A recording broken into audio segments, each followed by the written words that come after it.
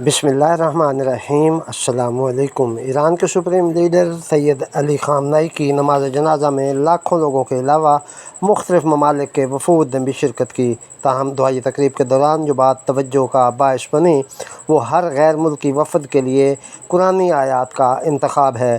Tehran میں سابق supreme leader آیت اللہ سید علی خامنئی کے تابوت کے قریب غیر ملکی وفود حاضر ہوتے اور دعائیہ کلمات کہتے۔ اس دوران غیر ملکی وفود کے لیے مخصوص قرآنی آیات کی تلاوت کی گئی، جن پر ایرانی میڈیا نے دعویٰ کیا ہے کہ ان آیات کا انتخاب دورہ کرنے والے حکام کو سیاسی اور سفارتی پیغامات بھیجنے کے لیے کیا گیا تھا۔ اگرچہ منتظمین نے اس بات کی وضاحت نہیں کی کہ ہر وفد کے لیے مختلف قرآنی آیات کیوں پڑھی گئیں، تاہم کئی ایرانی میڈیا آؤٹ لیٹ نے آیات کے انتخاب کو اتفاقی کی بجائے کشدن قرار دیا ہے۔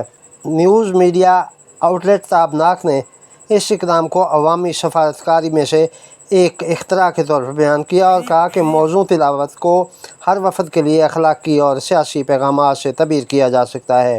سب سے زیادہ توجہ مبذول سعودی نائب وزیر خارجہ کی آمد پر پڑھی جانے والی آیت نے کروائی۔ سورہ آل عمران کی آیت نمبر 13 اس وقت پڑھی گئی جب سعودی وفد وزیر خارجہ ولید بن عبد الکریم سید علی خامنئی کے تابوت کے قریب پہنچے۔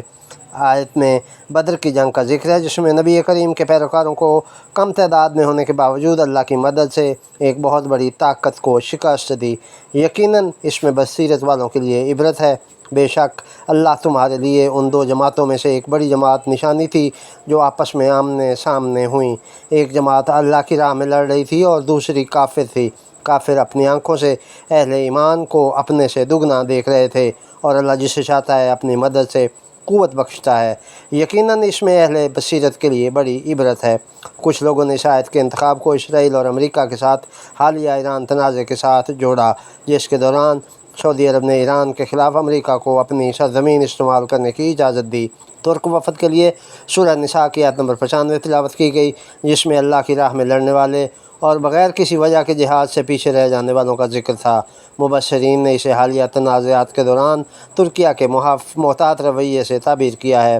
لبنان کے سرکاری وفد کی آمد پر سورۃ نساء کی آیت نمبر 66 پڑھی گئی، جس کا ترجمہ کچھ یوں ہے کہ اے مسلمانوں پر جہاد کی آزمائش ڈالی جاتی ہے تو تھوڑے ہی نہیں جو اس آزمائش پر پورا اترتے ہیں، اور جو لوگ اس پر عمل کریں گے تو ان کے لیے بہتر ہوگا۔ اور حزب اللہ کے وفد کی آمد پر سورہ مائدہ کی آیت نمبر 55 اور 56 پڑھی گئی، جس میں اللہ اور اس کے رسول کو مومنین کا دوست قرار دیا گیا، جبکہ آیت میں حزب اللہ کا لفظ بھی آیا اور فتح کا وعدہ بھی کیا گیا۔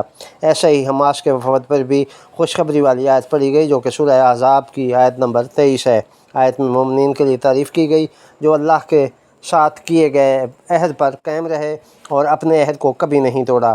قطر کے وفد کے لیے سورہ الفتح کی آیت نمبر 2 پڑھی گئی تاکہ اللہ آپ کی اگلی اور پچھلی خطاؤں کو معاف فرمائے، اپنی نعمت آپ پر مکمل کرے اور آپ کو سیدھا راستہ دکھائے۔ صنعا کی حکومت اور عمان کے وفد کے لیے سورہ فتح کی آیت نمبر 29 کی تلاوت کی گئی۔ محمد اللہ کے رسول ہیں اور جو لوگ ان کے ساتھ ہیں وہ کافروں پر سخت اور آپس میں نہایت رحم دل ہیں۔ آپ انہیں رکوع اور سجدے میں دیکھیں گے، وہ اللہ کا فضل اور اس کی رضا چاہتے ہیں۔ سجدوں کے اثرات ان کے چہروں پر نمایاں ہیں۔ ان کی مثال ایسی کھیتی کی ہے جس سے دیکھ کر کاشتکار خوش ہوتے ہیں تاکہ ان کے ذریعے کافروں کو غصہ دلائے۔ اللہ نے ان لوگوں سے جو ایمان لائے اور نیک اعمال کیے مغفرت اور عظیم اجر کا وعدہ فرمایا ہے۔ پاکستانی وفد کی آمد پر سورہ اسراء کی آیت نمبر 80 کی تلاوت کی گئی، جس میں حضور کو ایک دعا پڑھنے کا کہا جا رہا ہے، جس کا ترجمہ کچھ یوں ہے: اور اے نبی، دعا مانگتے وقت یوں عرض کیجئے کہ اے میرے پروردگار، مجھے سچی طرح داخل فرما اور مجھے سچی طرح باہر لے آ، اور مجھے اپنی طرف سے غلبہ اور مدد عطا فرما۔ ایرانی حکومت کی جانب سے قرآن مجید کی ان آیات کے سہارے پیغامات پہنچا دیے گئے۔ ایران کا یہ اقدام لائق ستائش ہے، جس کے ذریعے ایک محفوظ انداز میں پیغام رسانی کی گئی ہے۔ یقیناً قرآن مجید قیامت تک آنے والوں کے لیے کتاب ہدایت ہے، اور ایران نے ثابت کر دیا کہ وہ آج بھی قرآن مجید سے استفادہ کر کے اپنے مقاصد پورے کر رہے ہیں۔